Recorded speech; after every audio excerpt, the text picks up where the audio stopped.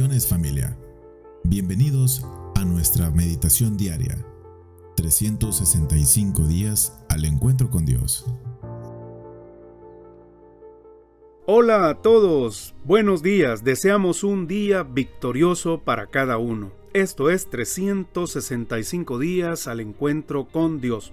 Al igual que todos los días, deseamos y oramos que hoy también se convierta en un tiempo glorioso y de victoria, hora tras hora, caminando en la presencia de Dios y en su palabra, junto a nuestros demás hermanos en la fe, pero en particular con los miembros de nuestra familia. La familia que ora unida, recuerden, permanece unida. Vamos a comenzar. El título de la meditación para esta mañana es La virtud de una reverencia. Mejor dicho, la virtud de la reverencia. Soy Manuel Aldemaro Trigueros y es para mí un maravilloso privilegio estar con ustedes como cada mañana.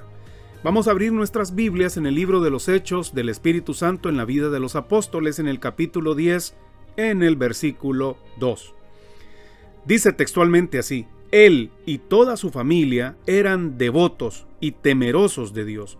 Realizaban muchas obras de beneficencia para el pueblo de Israel y oraba a Dios constantemente. Amén. Bueno, nuestra lectura de esta mañana es sobre el personaje que ya es muy conocido, el centurión Cornelio, del ejército romano, el ejército que estaba de invasión en la tierra de Israel en ese momento, bajo las órdenes del Imperio Romano. Bueno, cuando hablamos de la virtud de la reverencia, tenemos que tener en cuenta que todo esto es parte de un proceso de enseñanza, de educación y de enseñanza y de aprendizaje. Es un proceso de transformación de orden superior y tiene que ver con un perfeccionamiento permanente. Además de recordar que la virtud es un rasgo, una cualidad, un hábito moral que nos ayuda en nuestras relaciones interpersonales y de sana convivencia, tiene que ver con la rectitud y los valores, la ética, la prudencia y la moral en general. También es importante que tengamos en cuenta que reverencia es la actitud de profundo respeto, amor, honra y gratitud. Bueno, esto es muy elemental en nuestro diario, en nuestro día a día, en nuestro diario quehacer, a donde nos movemos y con quienes tratamos, para tener unas buenas relaciones interpersonales. Pues hablando de Cornelio, es un centurión de la compañía llamada la Italiana. Cornelio es un alto oficial del ejército romano. Cornelio es nombre propio masculino de origen latino, que deriva de la palabra cornu, creencia que tenían ellos que lo volvía invulnerable a las flechas en combate. Aquí en este capítulo encontramos que Cornelio era junto a su grupo familiar, y esto es de mucho interés, de ponerle atención. No solo era un oficial, sino que también habla de su grupo familiar, y todos ellos eran de carácter devoto y temeroso de Dios, es decir, piadosos, lo que nos indica que su adoración estaba bien encaminada. Cornelio reconocía y comprendía la importancia de mantener una relación vertical y horizontal en orden. Vertical porque oraba a Dios constantemente, lo dice el versículo, y horizontal porque también lo dice el versículo, realizaba muchas obras de beneficencia para con el pueblo de Israel, para el prójimo. Cornelio reconocía una dependencia de lo divino sobre lo terrenal. Debemos entonces considerar lo siguiente, que aún para un no judío, es decir, un pagano, un gentil, como lo era Cornelio, le era posible tener devoción, importante, una profunda convicción con respecto a sus dioses mitológicos, en el caso de él, por ser romano, que había sido adoctrinado desde pequeño, como todos los italianos de esa época, en creer en los dioses del Olimpo. Estamos hablando de Marte, Venus, Júpiter, en algunos personajes mitológicos como Minerva, que recordemos que ese es el emblema en el caso de El Salvador, de la Universidad del Salvador. Cornelio y su familia, quisiéramos ya los cristianos del tiempo actual, que tuvieran los cristianos del tiempo actual más devoción, entrega y piedad, porque eso es lo que nos muestra la familia de Cornelio, una convicción en su relación vertical y horizontal. Ahora, debemos aclarar que Cornelio no era prosélito judío en el sentido estricto del término, pero se inclinaba hacia el judaísmo. Tal vez hoy en día diríamos que él era un simpatizante. Se portaba amistoso con los creyentes y con toda seguridad veía y escuchaba informes, historias variadas, narraciones diversas, además de conversaciones particulares sobre los temas de la fe. Seguramente para Cornelio, quien ejercía liderazgo e influencia sobre sus tropas y también sobre su familia, él requería del respaldo divino y por lo tanto era consciente en sí mismo de su gran necesidad creciente y apremiante de ese poder y de esa luz sobrenatural para que lo respaldara. A pesar de que aún no había conocido de forma personal a Jesucristo, ni había entrado a su presencia, no debemos subestimar los ayunos y las oraciones que permanentemente realizaban los primeros cristianos por la conversión del pueblo y también por la conversión de las autoridades de judíos y de no judíos, y esto abarcaba a las tropas de invasión romanas. Por supuesto que sí. En el capítulo 9, en el día de ayer, hablábamos cómo Dios había transformado y convertido a Cristo al fariseo Saulo, quien pasó de ser un brutal perseguidor de la iglesia a constituirse en un consagrado apóstol, San Pablo. Y cómo Dios le designó a ser, recordemos, instrumento escogido para llevar el evangelio a los gentiles, a los reyes y a los judíos. Sin embargo, lo lleva para prepararlo al desierto de Arabia. En tanto, miren qué cosas hace Dios, en tanto que Dios usaría a Pedro para abrir la puerta a los no judíos en este mismo instante. Es increíble, es maravilloso caer en cuenta que usó al fanático, al impulsivo, al personaje con más prejuicios entre los apóstoles, al más brusco, al más áspero, al extremista, a quien además mostró intolerancia en muchas veces.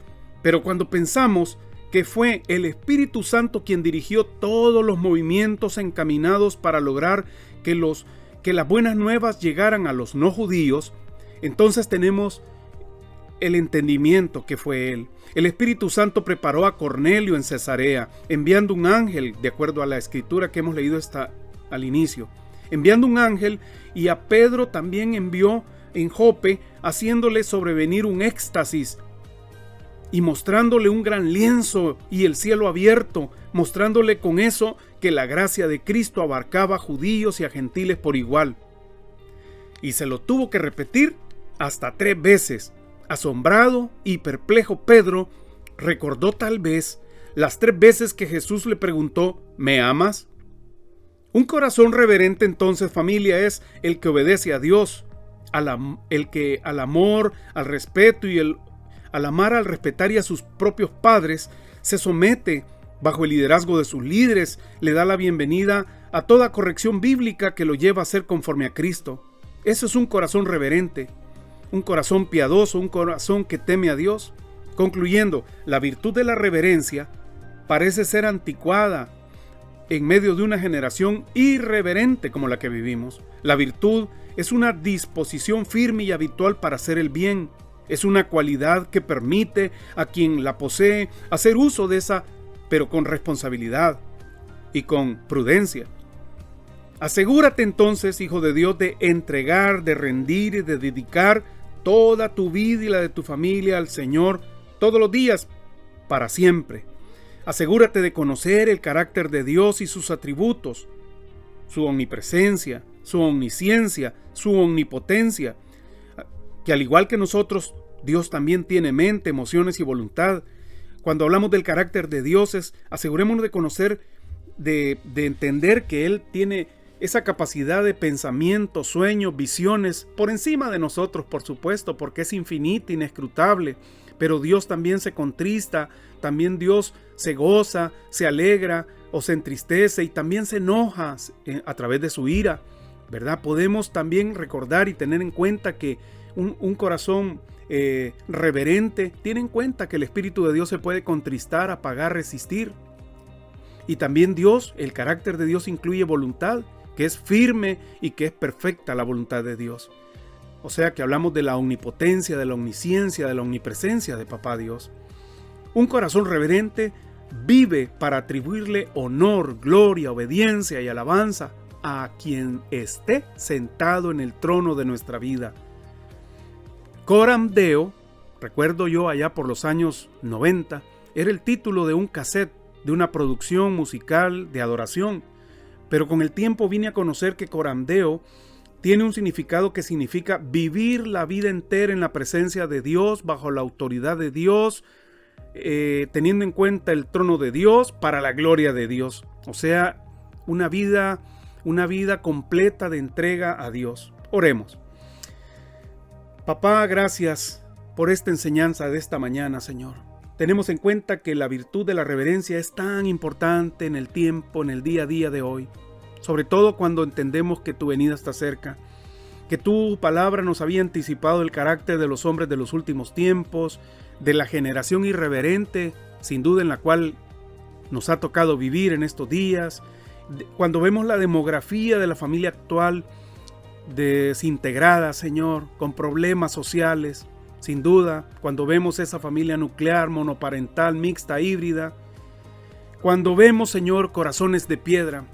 Por esa razón, en esta oración, en esta mañana te pedimos, Señor, que nos des un corazón de entrega, dedicación, un corazón con la virtud de la reverencia que hoy aprendimos que había en la vida de aquel incipiente que llegaría a ser cristiano, el general o el coronel o el centurión Cornelio, Señor. Que a pesar de su dureza, de su firmeza, del carácter de su propio oficio, Señor, como militar, nosotros entendemos que a pesar de todo eso, él también cumplía con su papel como papá, como esposo, como hijo, como hermano. Y sin duda, cuando conoció a Cristo, cuando invitó a Pedro, por tu orden, por tu dirección, Señor, cuando abrió las puertas de su casa y recogió a todo su grupo familiar, amigos y cercanos, para que recibieran el mensaje de Dios a través de Pedro, Señor, todos ellos se convirtieron, toda su familia vino a los pies de Cristo, Señor. Tú transformaste aún más profundamente, Señor, su entorno y aprovechaste, Señor, y utilizaste la vida del centurión romano.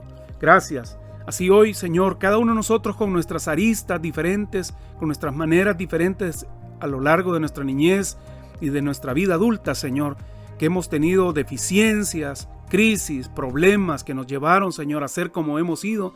En esta mañana, Señor, descansamos bajo tu soberanía y te damos gracias por tu obra, Espíritu Santo, que permites que muchos de los que ya oímos estas meditaciones estamos en tus manos.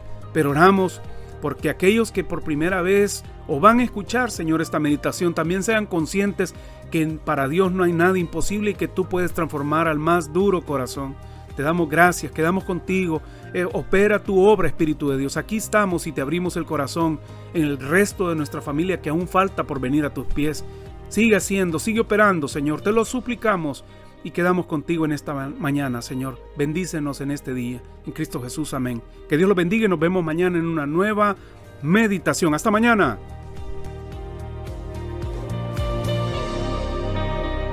Síguenos en nuestras redes sociales. Puedes encontrarnos como www.elsalvador.senticity.org o en Facebook como Senticity El Salvador. Te esperamos el día de mañana en la siguiente edición.